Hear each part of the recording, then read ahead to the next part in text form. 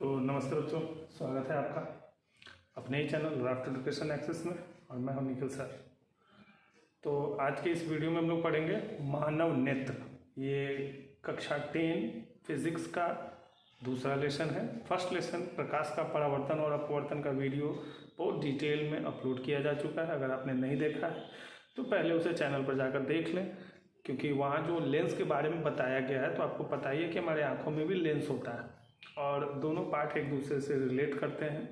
तो चलिए ज़्यादा समय न गंवाते हुए मानव नेत्र तथा रंग बिरंगा संसार शुरू करते हैं। देखिए, मानव नेत्र की रचना। मानव नेत्र हमारे शरीर का सबसे महत्वपूर्ण, ऐसे तो कई शरीर के सभी अंग महत्वपूर्ण हैं, लेकिन इतनी सुंदर रंग बिरंगी दुनिया हम देख पाते हैं अपनी आँखों की सहायता से। तो चलिए देखते हैं, इसी नेत्र के बारे में आज हमको पढ़ना है। तो कोई भी नेत्र जो आप देखते हैं तो इस तरह से आपको एक रचना दिखाई देती है सामान्य रूप से, कि भैया हमारा नेत्र जो है इस तरह से हमको दिखाई देता है। इस तरह से हमको नेत्र दिखाई देता है। मानव नेत्र हमारा एक महत्वपूर्ण ज्ञान इंद्रिय है। चलिए अब इसको ध्यान से समझते हैं। ये बाहर जो उजले रंग की परत दिख रही है ना, ये वाला उजला वाला, इसको बोलते हैं स्वच्छमंडल। क्या नाम है इसका? स्वच्छमंडल, कॉर्निया। और ये जो देख रहे हैं, जो नीले रंग का, भूरे रंग का या काले रंग का होता है, उसको बोलते हैं परितारिका, अंग्रेजी में आइरिस। और ये बीच में एक छोटा सा हिस्सा होता है जो उजले कलर का, हल्का उजलापन लिए हुए होता है, इसको बोलते हैं पुतली, अंग्रेजी में बोलते हैं प्यूपिल। तो ये सामने से देखने पर हमको आंख का ऐसा फोटो दिखता है या होता है। अब इसको डिटेल में पढ़ते हैं, ठीक है ना। तो मानव नेत्र देखने में जैसा होता है उस तरह का नहीं, ये एक गोल रचना है ना, लगभग गोल। मानव नेत्र लगभग गोलाकार होता है। इस फिगर को आपने समझा। अब इसी फिगर को अब हम डिटेल में देखते हैं। पूरा नेत्र गोलक, जो मानव नेत्र है ना, वो एक हड्डी के गोल खांचे के बीच में उपस्थित होता है। इसको नेत्र गोलक कहते हैं, ठीक है ना। तो चलिए शुरू करते हैं। मानव नेत्र लगभग गोलाकार होता है। इसके सबसे बाहर की परत को दृढ़ पटल कहते हैं। क्या कहते हैं? दृढ़ पटल। अंग्रेजी में इसको बोलते हैं स्क्लेरोटिक। दृढ़ पटल आगे जाकर दो भागों में बढ़ जाता है। ध्यान दीजिएगा, इस तरह से दृढ़ पटल आगे जाकर दो भाग, लगभग गोलाकार, हमने ये नहीं कहा गोलाकार, लगभग गोलाकार। दृढ़ पटल आगे जाकर दो भागों में बढ़ जाता है। एक भाग जो ये देख रहे हैं इसका नाम हो गया स्वच्छमंडल। अब स्वच्छमंडल कौन सा हो गया वो आपने देख चुका, ये बाहर से दिखता है स्वच्छमंडल।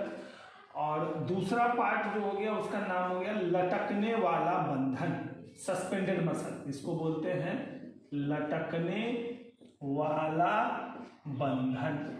ध्यान से समझिएगा। तो दृढ़ पटल दो भागों में बट गया, तो ऊपर में ये स्वच्छमंडल और लटकने वाला बंधन, तो ये दृढ़ पटल हो गया ये वाला। तो यहाँ भी इस तरह से, ठीक इसके नीचे इस तरह से, ये हो गया स्वच्छमंडल और ये हो गया लटकने वाला बंधन। तो मानव नेत्र लगभग गोलाकार होता है। इसके सबसे बाहर की परत को दृढ़ पटल कहते हैं। ये नेत्र की सुरक्षा का काम करता है। नेत्र गोलक की रक्षा करता है। स्वच्छमंडल प्रकाश के अपवर्तन का काम करता है। याद रखिएगा, नेत्र में प्रवेश करने वाली प्रकाश की 2/3 मात्रा का अपवर्तन स्वच्छमंडल करता है। लटकने वाली बंधन जो है वो नेत्र लेंस को लटकाने का काम करता है। ध्यान दीजिए, दृढ़ पटल के ठीक नीचे एक और परत होती है जो गहरे काले रंग की होती है, जिसमें अब ये गहरे काले रंग की क्यों हो जाती है? क्योंकि इसमें ब्लड का मात्रा बहुत अधिक होता है, खून की मात्रा बहुत अधिक होती है, इसलिए ये गहरे काले रंग की हो जाती है। तो ये अभी करता क्या है? तो इसका काम हो गया नेत्र में जो प्रतिबिंब निर्माण के अलावे जो प्रकाश इंटर करेगा, प्रवेश करेगा, उसको वे एब्जॉर्ब कर लेगा ताकि फोटो जो है क्लियर बन सके, ठीक है ना। अभी नेत्र में प्रवेश करने वाले अतिरिक्त प्रकाश की मात्रा को ये अवशोषित कर लेता है, इसीलिए गहरे काले रंग का होता है। अच्छा, तो इसका नाम क्या हो गया? रक्तक पटल। नाम से यह स्पष्ट है, रक्तक पटल। खून की मात्रा इसमें बहुत अधिक होती है, इसीलिए ये गहरे काले रंग का होता है। रक्तक पटल के ठीक नीचे एक और परत होती है, इस तरह से वो धंसा हुआ होगा। 2 जगहों पर आप इस तरह से धंसा दीजिएगा। चलिए, तो ये जो देख रहे हैं ना, ये तीसरा परत, इसका नाम है रेटिना। इसको हिंदी में कहते हैं दृष्टि पटल। दृष्टि पटल, ठीक है, दृष्टि पटल। तो दृष्टि पटल प्रतिबिंब जो बनता है वो रेटिना पर ही बनता है। मानव नेत्र द्वारा जो प्रतिबिंब निर्माण का काम होता है वो रेटिना पर ही किया जाता है। तो रेटिना जो है पर्दे की तरह काम करता है, जहां मानव नेत्र प्रतिबिंब का निर्माण करता है। रेटिना पर 2 बिंदु हैं, इस तरह से एक जगह पे धंसा हुआ है, इसको बोलते हैं हम पीत बिंदु, येलो पॉइंट। और इस जगह पे जो देख रहे हैं इसको बोलते हैं अंध बिंदु।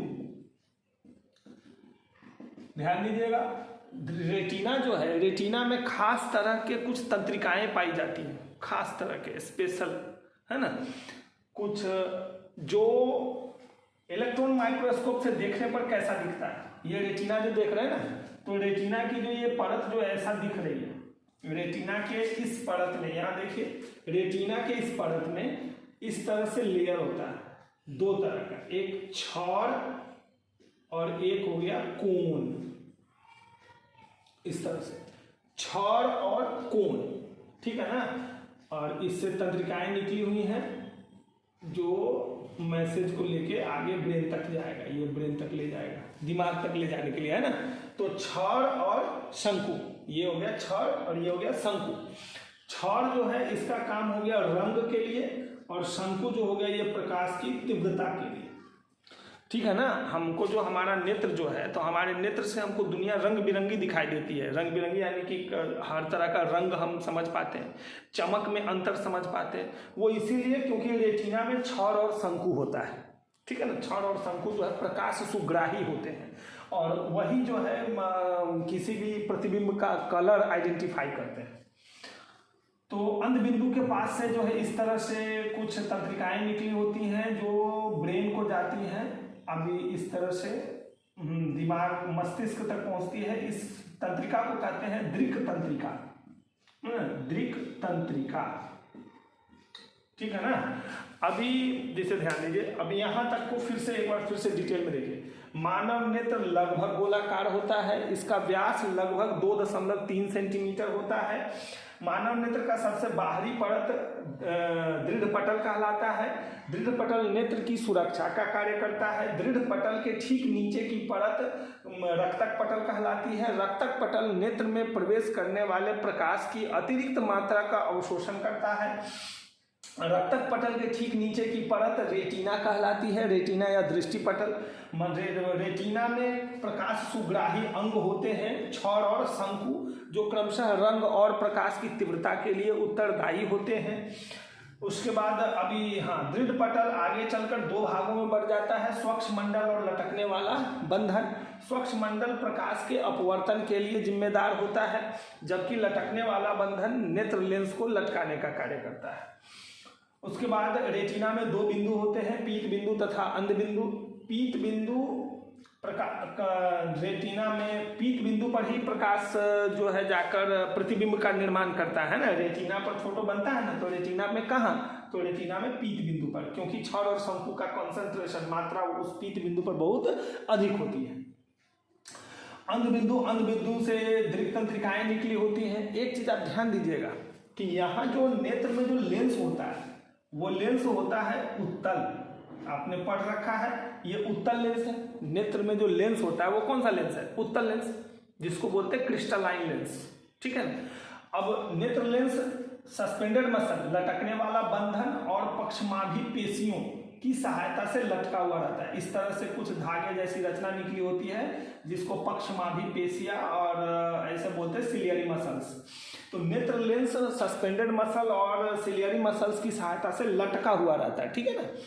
अब लटकी हुई अवस्था में रहता है, तो ये जो आपने तो पहले पढ़ रखा है ना कि उत्तल लेंस जब प्रतिबिंब बनाएगा, जैसे हम यहाँ आंख से इस तरह से देख रहे हैं तो सामने वस्तु हो गया और लेंस के पीछे फोटो बन रहा है। तो यहाँ देखिए, यहाँ अगर कोई वस्तु, यहाँ पर कोई वस्तु होगा तो इसका प्रतिबिंब इधर जो पीत बिंदु पर बनेगा तो कैसा बनेगा, वास्तविक बनेगा और उल्टा बनेगा।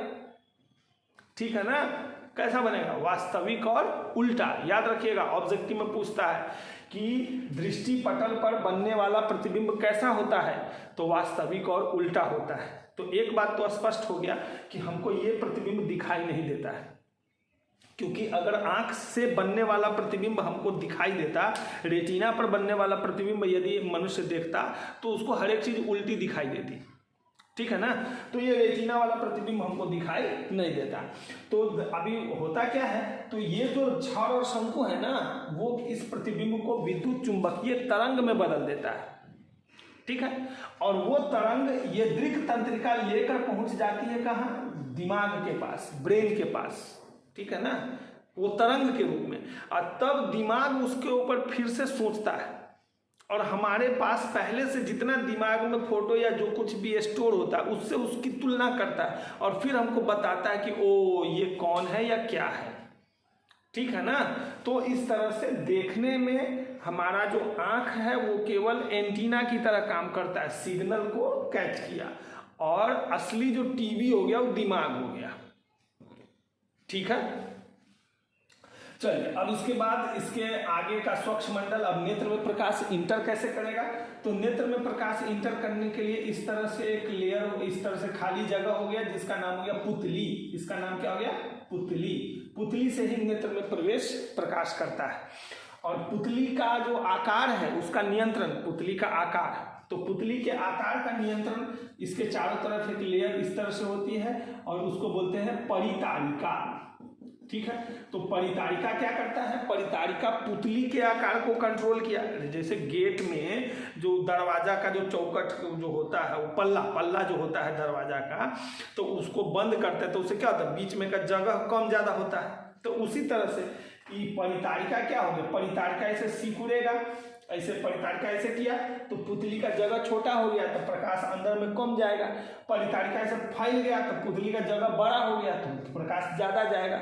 इसीलिए अंधेरे से अचानक तेज रोशनी में पहुंचने पर, या देखते होगा किसी की आंखों पे अचानक से तेज टॉर्च वॉर्च जला दीजिए तो उसको ठीक दिखाई नहीं देता। क्यों नहीं दिखाई देता, तो ऐसा इसलिए होता है क्योंकि वो पहले से कम रोशनी में होता है। तो कम रोशनी में जैसे ही तो पुतली जो है फैला हुआ रहता है, गेट बड़ा रहता है, और जब अचानक से तेज रोशनी आ जाती है तो पुतली सिकुड़ना चाहता है, तो उसको सिकुड़ने में थोड़ा समय लग जाता है, तो ताकि प्रकाश की नियत मात्रा, निश्चित मात्रा ही नेत्र में प्रवेश कर सके, इसीलिए।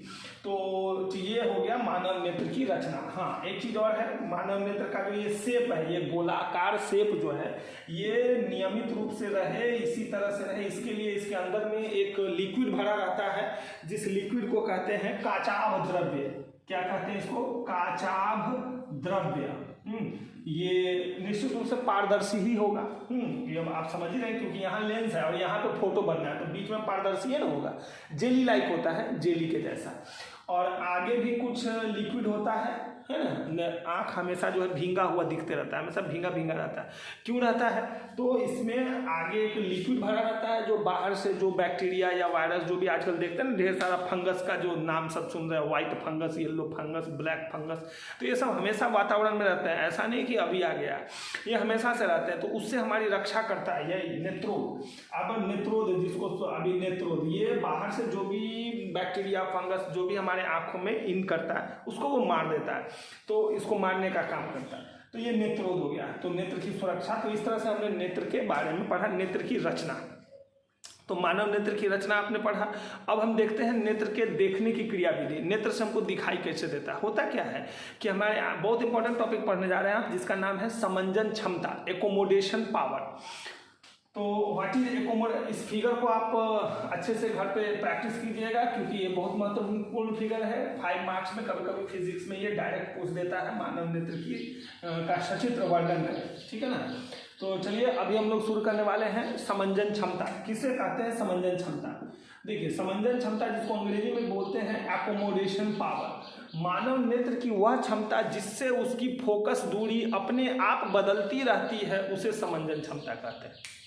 ध्यान से सुनिए, हमने आपसे क्या कहा, हमने आपसे बताया कि भाई मानव नेत्र के सामने वस्तु कहीं भी हो उसका प्रतिबिंब कहाँ बनता है, रेटिना पर। ये कैसे हो जाता है, हमने तो पढ़ रखा है कि उत्तल लेंस के सामने जब अलग अलग दूरी पर वस्तु होती है तो उसका प्रतिबिंब अलग अलग दूरी पर बनता है। तो फिर हमारे आंख में ऐसा क्या है कि वस्तु कहीं भी रखी गई हो उसका प्रतिबिंब रेटिना पर ही बनता है। सूरज चांद है उसका फोटो भी रेटिना पर बनेगा और 1-2 सेंटीमीटर में 1-2 हाथ की दूरी पर जो वस्तु रखी हुई है उसका भी प्रतिबिंब रेटिना पर ही बनेगा। ऐसा क्यों, तो ऐसा इसीलिए क्योंकि जो मानव नेत्र का जो लेंस है ये अपना फोकस दूरी अपने आप बदलता है। कैसे बदलता है, तो मोटा पतला होके, जब इसको अपना फोकस दूरी कम करना होता है तो ये मोटा हो जाता है और जब इसको अपना फोकस दूरी बढ़ाना रहता है तो ये पतला हो जाता है। ठीक है ना। तो मानव नेत्र की वह क्षमता जिससे वह अपनी फोकस दूरी अपने आप बदलते रहता है, इसी क्षमता को कहते हैं एकोमोडेशन पावर, समंजन क्षमता। ठीक है ना। तो समंजन क्षमता के कारण ही वस्तु कहीं भी हो प्रतिबिंब रेटिना पर ही बनता है और रेटिना पर बना हुआ प्रतिबिंब फिर छड़ और शंकु की सहायता से विद्युत चुंबकीय तरंग के रूप में बदल दिया जाता है और जो हमारे मस्तिष्क तक पहुंच जाता है और मस्तिष्क के अगले हिस्से में यहाँ पे दोनों जो देख रहे निकला हुआ यहीं पे पहुंचता है, जिसको ऑप्टिक लूब बोलते हैं। ऑप्टिक लूब के पास गया और ऑप्टिक लूब उस मैसेज को फिर से अपना वेरीफाई करके और एक नया इमेज हमको ब्रेन हमको दिखा देता है। तो इस तरह से समंजन क्षमता, ये बहुत इंपॉर्टेंट टॉपिक है, एग्जाम में बहुत पूछता है समंजन क्षमता। चलिए अब हम लोग समझते हैं दृष्टि दोष, आंख में खराबी। तो दृष्टि दोष स्थिर से समझिएगा, दृष्टि दोष होता क्या है, आई डिफेक्ट।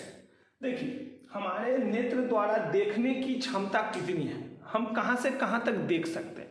तो मानव नेत्र के देखने की क्षमता मिनिमम 25 सेंटीमीटर है, कम से कम स्पष्ट दर्शन की न्यूनतम दूरी 25 सेंटीमीटर और मैक्सिमम कहां तक देख सकता है, तो अनंत तक। कहां तक, अनंत तक। सूरज चांद दिखाई देता है ना, दिखाई देता है तो उसको बोलते हैं। अब बोलिएगा कि सूरज चांद तो फिर 2-4 किलोमीटर की दूरी पर कोई किताब रख देगा तो वो क्यों नहीं दिखाई देगा, पढ़ेंगे, उसको भी पढ़ेंगे, समझेंगे।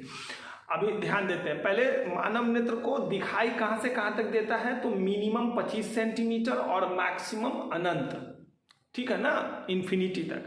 तो इसी को बोलते हैं विजन रेंज, दृष्टि परास। ध्यान दीजिए, दृष्टि परास, विजन रेंज।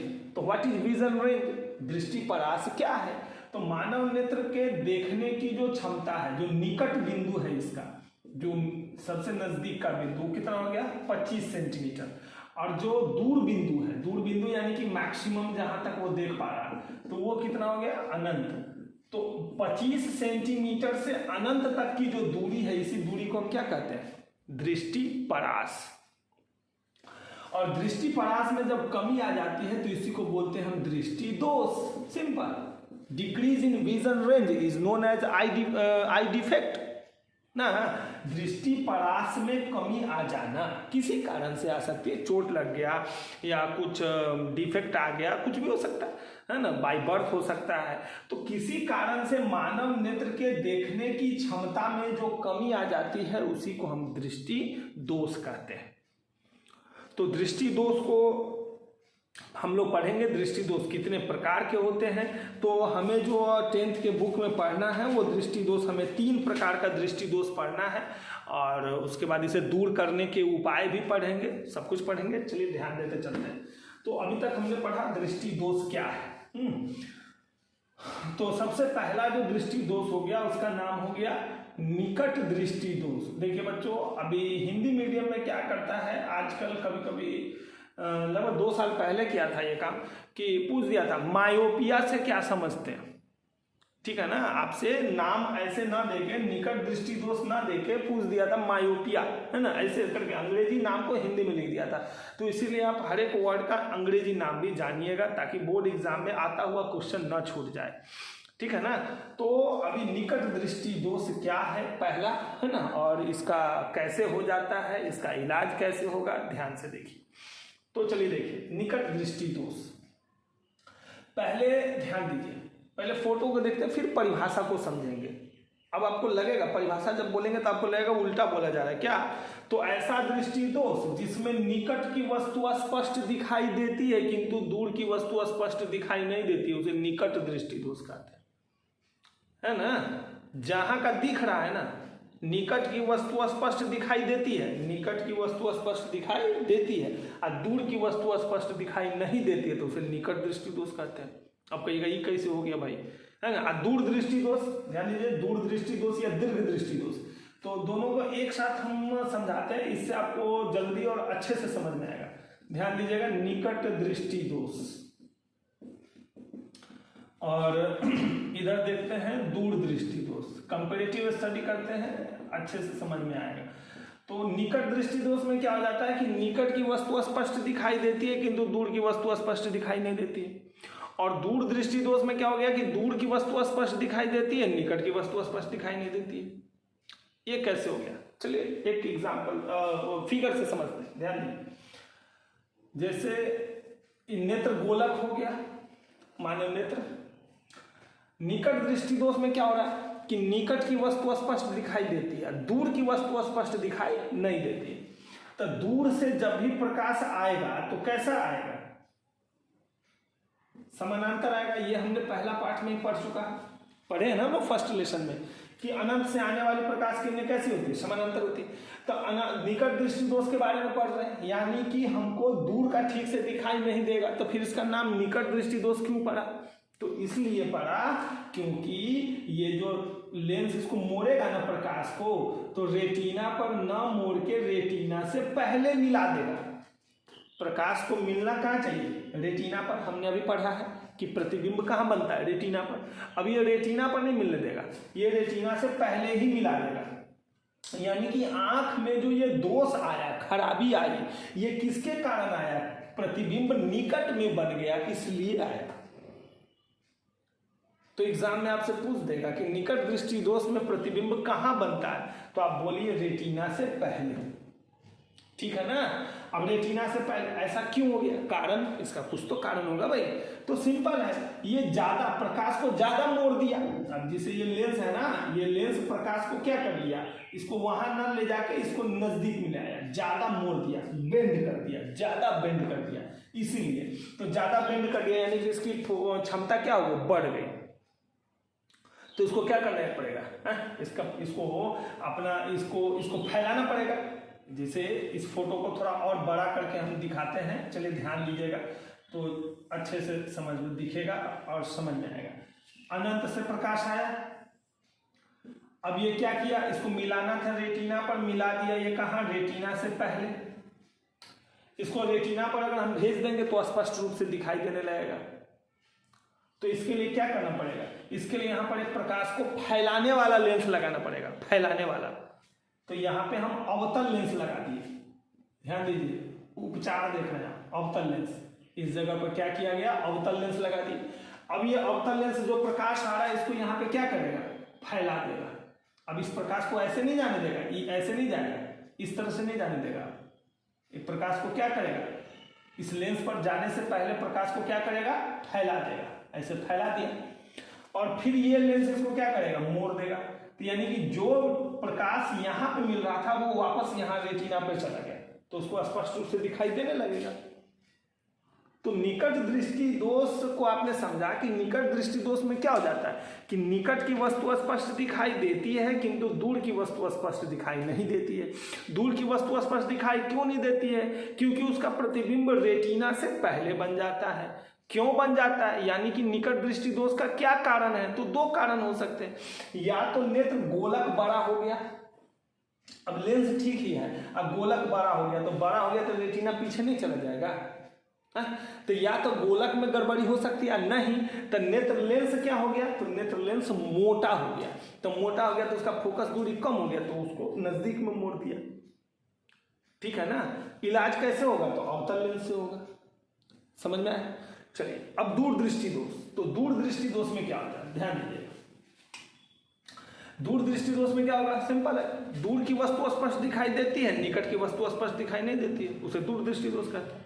तो अब यह दीर्घ दृष्टि दोष भी इसको कहते हैं, हाइपरमेट्रोपिया जिसको बोलते हैं। तो चलिए ध्यान देते हैं दूर दृष्टि दोष में क्या होगा, इस तरह से हो गया नेत्र गोलक, नेत्र लेंस, यहाँ पे दूर दृष्टि दोष। तो दूर की वस्तु स्पष्ट दिखाई देती है, निकट की नहीं देती है। तो निकट की स्पष्ट दिखाई दे तो प्रतिबिंब निकट से ना आएगा, तो निकट से आएगा तो समानांतर ले चल जाएगा, तो एग्जाम में फिगर कट देगा। वहां दूर से आ रहा था प्रकाश, कहां से आ रहा था, दूर से, इसमें निकट दृष्टि दोष में। तो हम प्रकाश को कैसे लाए, समानांतर लाए, और यहाँ कहाँ से लाना है, निकट से। कहाँ का दिखाई नहीं देगा, निकट का। तो हमको निकट से प्रकाश लाना है ना, तो एक बिंदु से लेके आएंगे, ध्यान दीजिएगा, न तो फिगर में सब में समानांतर ले चल जाएगा, काट के लग उधर आ जाएगा। अब देखिए क्या करेगा, तो इस प्रकाश को कम मोड़ेगा और ये चला जाएगा कहाँ, रेटिना के पीछे। यानी कि इसको मिलना चाहिए था रेटिना पर, लेकिन ये मिला कहाँ, रेटिना के पीछे। तो इसीलिए इसका नाम हो गया दूर दृष्टि दोष। क्योंकि ये जो दृष्टि दोष आया, क्यों आया, क्योंकि प्रतिबिंब दूर हो गया, प्रतिबिंब दूर हो गया, इसलिए इसका नाम पड़ गया दूर दृष्टि दोष।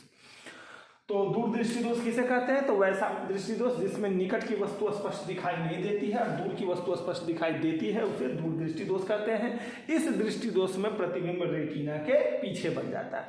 कारण क्या हो गया, तो दो कारण, या तो नेत्र गोलक जो है वो छोटा हो गया, किसी कारण से हो सकता है छोटा हो गया, नेत्र गोलक छोटा, लेंस ठीक ही है, गोलक छोटा हो गया, यानी कि पर्दा खुद ब खुद आगे चला है, रेटिना आगे बढ़ गया। और नहीं तो लेंस में गड़बड़ी हो गया, तो लेंस पतला हो गया, तो लेंस पतला हो गया तो सिंपल इसकी क्षमता कम हो जाएगी, क्योंकि इसकी फोकस दूरी बढ़ जाएगी। तो फोकस दूरी बढ़ गया तो लेंस पतला हो गया, क्षमता कम हो गई, कम मोड़ा तो चला गया वहाँ। अब इसको यहाँ क्या करना पड़ेगा, मोड़ने वाला, इसका इलाज करना है। तो इलाज करना होगा तो इस प्रकाश को कहाँ पहुँचाना होगा, रेटिना पर। तो रेटिना पर पहुँचाने के लिए फैलाना पड़ेगा कि मोड़ना पड़ेगा, मोड़ना पड़ेगा। तो मोड़ना पड़ेगा तो इसके लिए कौन सा लेंस लगाना पड़ेगा, अभिसारी लेंस, उत्तल लेंस। अभी उत्तल लेंस लगा दिए तो क्या हो गया, अभी प्रकाश वैसे जा रहा था तो ये जो बाहर जो इसे निकला है ना, इसको इतना पर छोड़ देगा। ध्यान दीजिए क्या करेगा, अभी क्या करेगा, ये प्रकाश जो इसे गया है इसको यहाँ मोड़ देगा, ये मोड़ देगा ना, क्योंकि ये कौन सा लेंस है, अपसारी है, सॉरी अभिसारी है। तो ये प्रकाश ऐसे गया तो ये मोड़ दिया, ये प्रकाश ऐसे जा रहा है तो इसको ये मोड़ दिया, आई वापस से इसको मोड़ेगा लेंस, अब क्या हो गई, जो बाहर जाके मिल रहा था वो कहाँ मिल रहा है, रेटिना पर मिल रहा है। तो इस तरह से हमारा इसका इलाज हो गया, उपचार हो गया, ठीक है ना। अब एक दृष्टि दोष होता है जिसका नाम हो गया, तीसरा है जिसका नाम है जड़ा दृष्टि दोष, है ना। जड़ा दृष्टि दोष किसको बोलते हैं, तो ऐसा दृष्टि दोष जिसमें ना तो ठीक से निकट की वस्तु स्पष्ट दिखाई देती है और ना तो ठीक से दूर की वस्तु स्पष्ट दिखाई देती है, इसी को जड़ा दृष्टि दोष बोलते हैं, प्रेसबायोपिया। तो ये दृष्टि दोष जो है ओल्ड एज में हो जाता है, बुढ़ापे की अवस्था में हो जाता है। ऐसा क्यों हो जाता है, क्योंकि आपने देखा है कि नेत्र लेंस कैसा होता है, सस्पेंडेड मसल और सिलियरी मसल, लटकने वाला बंधन और पक्षमाभी पेशियों की सहायता से वो लटका हुआ रहता है ना, इसे लटका हुआ रहता है, लटका हुआ रहता है। अब वो बार बार समंजन क्षमता के कारण फैलते सिकुड़ते वो जो पक्षमाभी पेशी है ना, उसका इलास्टिसिटी खत्म हो जाता है, लमड़ जाता है। अब लमड़ गया तो इसका नतीजा हुआ कि लेंस की समंजन क्षमता जो है खो देता है। तो इसलिए ना तो उसको ठीक से निकट की वस्तु दिखाई देती है, ना तो ठीक से दूर की वस्तु दिखाई देती है। तो इसका उपचार कैसे किया जाता है, तो इसका उपचार जो है इस तरह के लेंस से किया जाता है, जिसको द्विफोक्सी लेंस या सिलिंड्रिकल बेलनाकार लेंस भी बोलते हैं। बेलनाकार लेंस, आपने इस तरह का चश्मा देखा होगा, इसमें नीचे भी एक लेंस लगा होता है, ऊपर में भी एक लेंस लगा होता है।